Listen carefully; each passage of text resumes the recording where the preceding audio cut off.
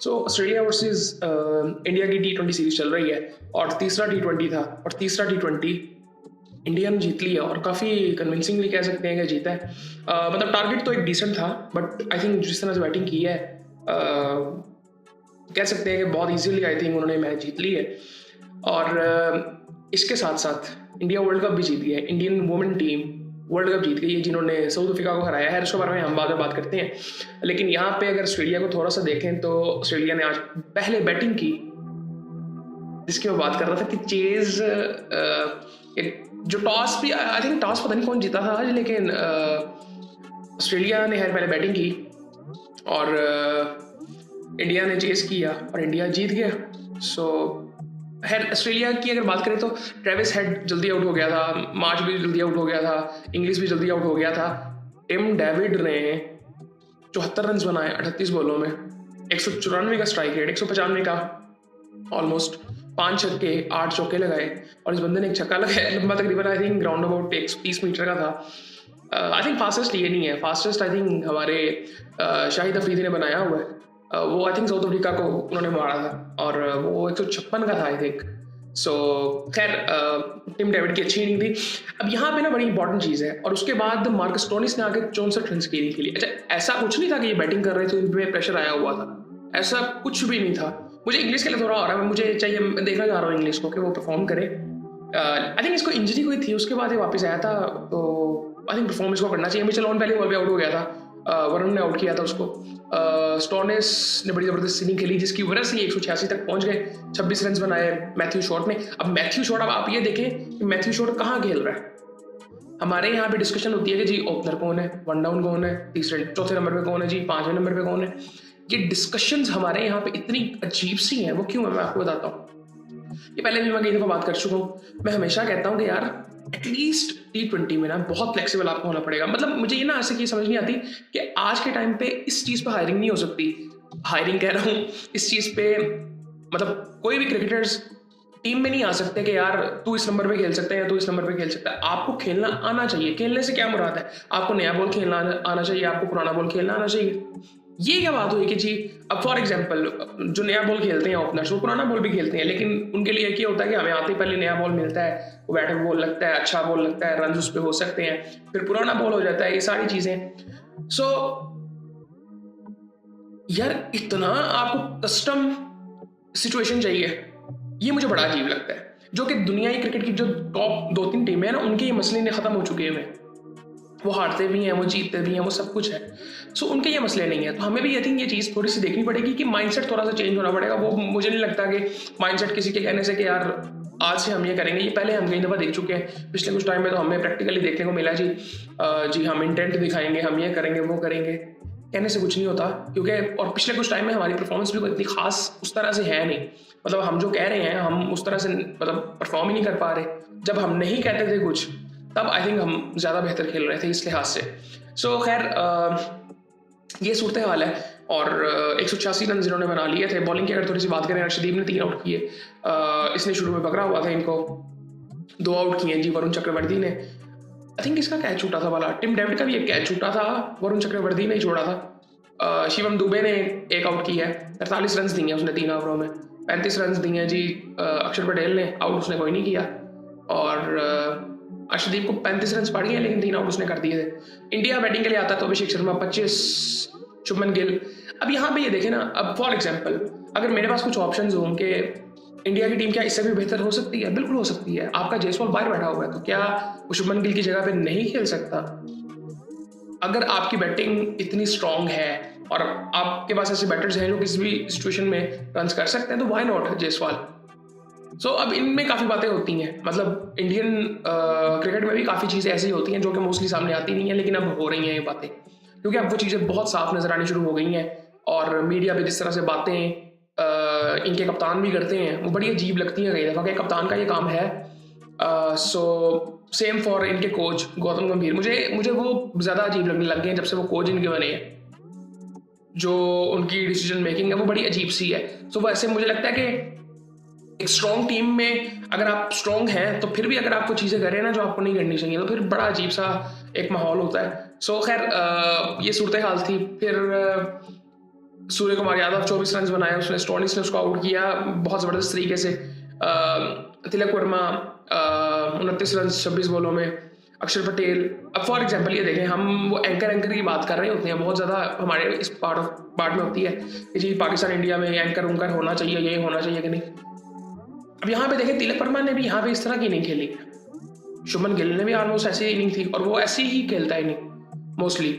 सो अब यहाँ पे देखें, वाशिंगटन सुंदर ने 49 रन बनाए 23 बॉलों में। अब ये एक बड़ी ज़बरदस्त इनिंग थी, 213 का स्ट्राइक रेट है उसका, 4 छक्के हैं 3 चौके हैं।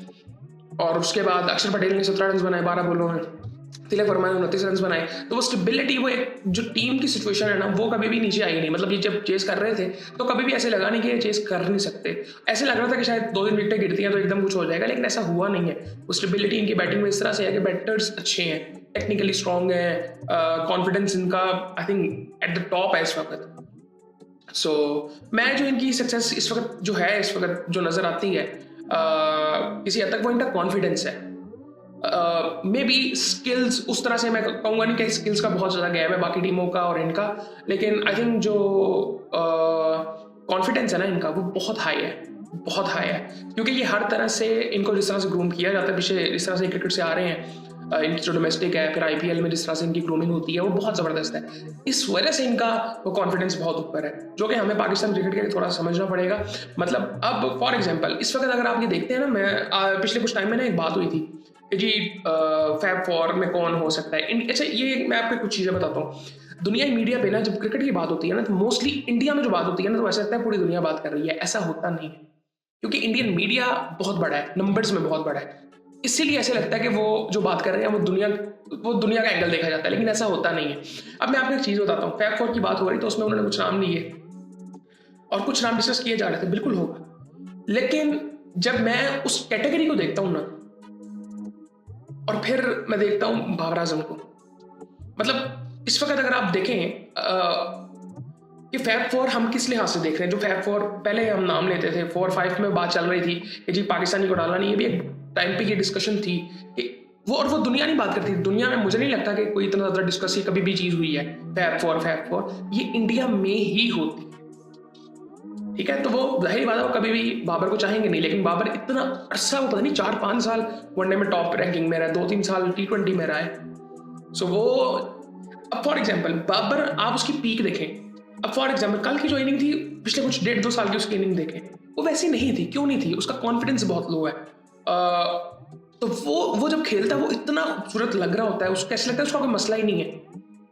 वो जिस तरह की वो शॉट्स खेलता है, वो कॉन्फिडेंस जब उसमें आ जाता है तो वो बड़ा ज़बरदस्त लगता है उस वक्त। ये जो बातें हैं ना, ये स्ट्राइक रेट की भी जो बातें होती हैं, देखें मेरा एक खेलने का तरीका है, उस खेलने के तरीके को मैंने बेहतर करना है। बेहतर इसलिए हाथ से करना है कि मैंने इतने रन्स कैसे बनाने हैं। फॉर एग्जाम्पल वो डिस्कशन ये नहीं है कि मुझे अपना तरीका चेंज करना पड़ेगा अपना स्ट्राइक रेट बेहतर करने के लिए, नहीं, वो ऐसे तो नहीं होता। मतलब बाबर एक टेक्निकली इतना स्ट्रॉन्ग है, तो उसको स्ट्राइक रेट बेहतर करने के लिए क्या टुल्ली शॉट्स मारनी पड़ेंगी? नहीं मारनी पड़ेंगी। उसको टेक्निकली जो उसकी स्ट्रेंथ है, टेक्निकल शॉट्स वो मारे और उस तरह से चौके निकाले, बाउंड्रीज उसको ज़्यादा मारनी पड़ेंगी, डॉट बॉल्स कम खेलनी पड़ेंगी, ये बेसिक चीज़ें करनी है। सो उसका स्ट्राइक रेट ऑटोमेटिकली ठीक हो जाएगा। अब एक बंदा है कि जो चौके छक्के रेगुलरली मारता है, उसको सिंगल लेना इतना, मतलब उसकी गेम वैसी नहीं है नेचुरल।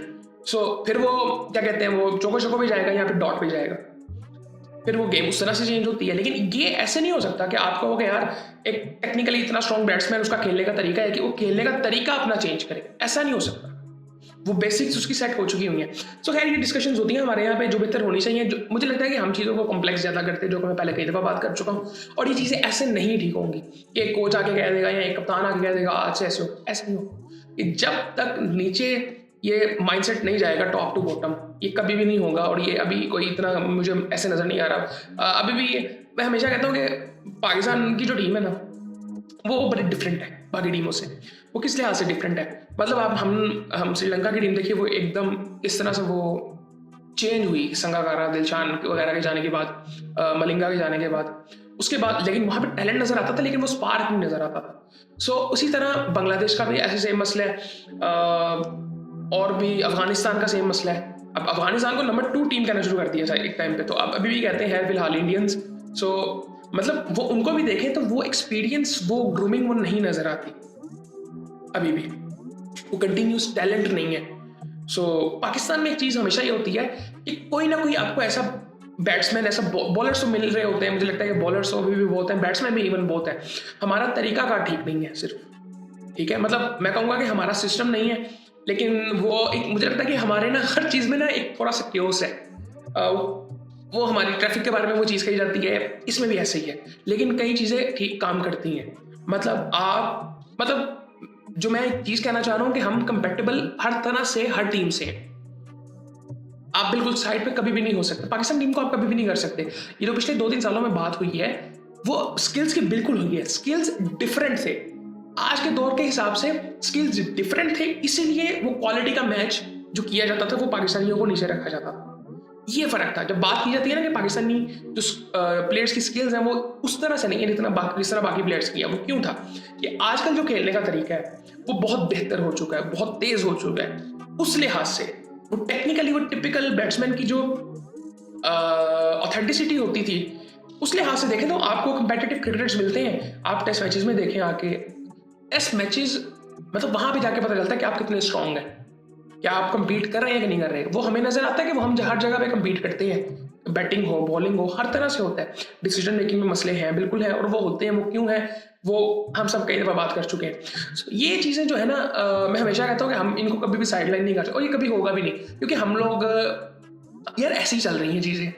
सो ठीक है, लेकिन हमें कोशिश करनी है ये चीज़ें बेहतर हों, और काफ़ी चीज़ें बेहतर हो भी रही हैं। मैं क्रिकेट की जनरली बात नहीं कर रहा, ओवरऑल में चीज़ें देखूँ तो काफ़ी चीज़ें बेहतर हो भी रही हैं, और हमें क्रिकेट को भी बेहतर करना है और स्पोर्ट्स को बेहतर करना है, वो बड़ी ज़रूरी चीज़ है। अब ये आज का मैच, ये मैं हमेशा जब ये बात करता हूँ इन मैचेस की, in India, Australia, England, New Zealand भी मैं कहता हूँ हमारी category, New Zealand, south Africa, Pakistan, top 3 टीमें आप निकालेंगे ना, अगर मैं कहूँगा कि ऑस्ट्रेलिया को आप यहाँ पे रख दें, उसको बिल्कुल साइड पे कर दें। ऑस्ट्रेलिया जैसी क्रिकेट कोई भी नहीं खेलता, इंग्लैंड भी नहीं खेलता। फिर आप रखें इंडिया को, फिर आप रखें और कौन है, इंग्लैंड में ऑस्ट्रेलिया वाला स्पार्क नहीं है। वो कभी एक एक्स्ट्रा ऑर्डिनरी टैलेंट आता है, ठीक है, वो सारा कुछ हो जाता है, वो सिचुएशन, वो ग्राउंड्स वैसे, वो सपोर्ट जो है, वो सारा इन्वायरमेंट का, वो सारा कुछ एक अलग चीज़ है, बट वो नहीं है। मुझे लगता है कि न्यूजीलैंड, मैं टैलेंट नहीं कहूँगा, लेकिन वहाँ से वो टैलेंट नहीं उसे कहेंगे यार, उस इन्वायरमेंट में जो बच्चा बड़ा होता है ना वो बहुत स्ट्रांग है, जिस तरह ऑस्ट्रेलिया में भी है। ऑस्ट्रेलिया के मैं किसी हद तक मैच में करूँगा न्यूजीलैंड को। अब फॉर एग्जाम्पल मुझे लगता है कि सबसे डिफिकल्ट कंडीशंस हैं बैटर्स के लिए, बट उधर बैटिंग भी होती भी है। इंग्लैंड में कहता हूँ कि हमेशा वो सबको सपोर्ट करता है, स्पिनर्स को भी करेगा, फास्ट बॉलर्स को भी करेगा, और बैटर्स को भी करेगा सपोर्ट। अब इंडिया, एशिया में जो है वो हम बहुत कस्टम पिचेस बना सकते हैं। ऑस्ट्रेलिया में मोस्टली ऐसे होता है कि फास्ट बॉलर्स को सपोर्ट मिलती है, स्पिनर्स को भी किसी हद तक मिलती है, बट इस तरह से नहीं है। उसके बाद बैटर्स, मजा आता है बैटिंग करने का, बट आप लो स्कोरिंग उधर मैचेस जीत सकते हो, आप उधर हाई स्कोरिंग मैचेस भी खेल सकते हो, लेकिन मोस्टली अगर देखा जाता है तो वो लो स्कोरिंग मैचेस होते हैं, 200, 250 और 200 इस तरह वाले मैचेस होते हैं। और इसीलिए रिसेंट टाइम्स में हमने पाकिस्तान को भी देखा था कि आपकी बॉलिंग अच्छी है, आप उधर कंपीट कर सकते हो। सो वो ये चीज़ें बड़ी इंपॉर्टेंट हो जाती हैं। फिर ये जो कैटेगरी है ना, ये साउथ अफ्रीका, न्यूजीलैंड और पाकिस्तान की, ये इसीलिए है कि फॉर एग्जाम्पल इसमें मैं कहता हूँ कि ये एक ग्रुप में अगर इस कैटेगरी में आप इसको डाल लें तो ये 6-7 टीमें जो कि कंपीट हर तरह से करती हैं, फिर बाकी टीमें आती हैं। वहाँ तक ये बड़ा अनफॉर्चुनेट है कि वहाँ तक क्रिकेट उस तरह से जा नहीं पा रही, लेकिन ये बड़ी आई थिंक अनफॉर्चुनेट चीज़ है। ये अभी हमें स्पोर्ट्स में नंबर्स तो बड़े अच्छे नजर आते हैं, वो ऑडियंस बहुत बड़ी है, वो इंडिया की वजह से है। सो हमें ये चीज़ समझनी पड़ेगी, इंडिया अगर साइड पे होता है तो कुछ भी नहीं है, ऑडियंस ही नहीं है, बिजनेस मॉडल्स बन ही नहीं सकेंगे इसके। तो हमें ये चीज़ थोड़ी सी देखनी पड़ेगी, और इसकी वजह से नुकसान भी क्रिकेट का होता है कि मतलब एक कंट्री बिल्कुल कह सकते हैं डिक्टेटरशिप किसी हद तक है, हर चीज़ वो तय कर रहे हैं। सो इसीलिए भी आई थिंक मुझे लगता है कि बेहतर हो नहीं रही। वेस्ट इंडीज़ को देखें, मुझे उनका बड़ा अफसोस होता है कि वेस्ट इंडीज़ जिस तरह से क्रिकेट खेलती है अब, और इवन क्विंटन डिकॉक जिस तरह से वापस आए हैं, अब ये देखें, ये मैं समझता हूँ कि ये चीज़ें वापस आती हैं, आपको लगती हैं, इनको नहीं छोड़नी चाहिए थी क्रिकेट। ये जब आए थे, मुझे याद है इन्होंने 3-4 शो किए थे, इंडिया के खिलाफ इनका डेब्यू था, मुझे बड़ा ज़बरदस्त लगा था ये प्ले। जब मैंने वही टाइम था कि जब मैंने आई थिंक मैं प्रॉपर्ली क्रिकेट देख रहा था। सो खैर वो बड़ी इंजॉयबल चीज़ थी।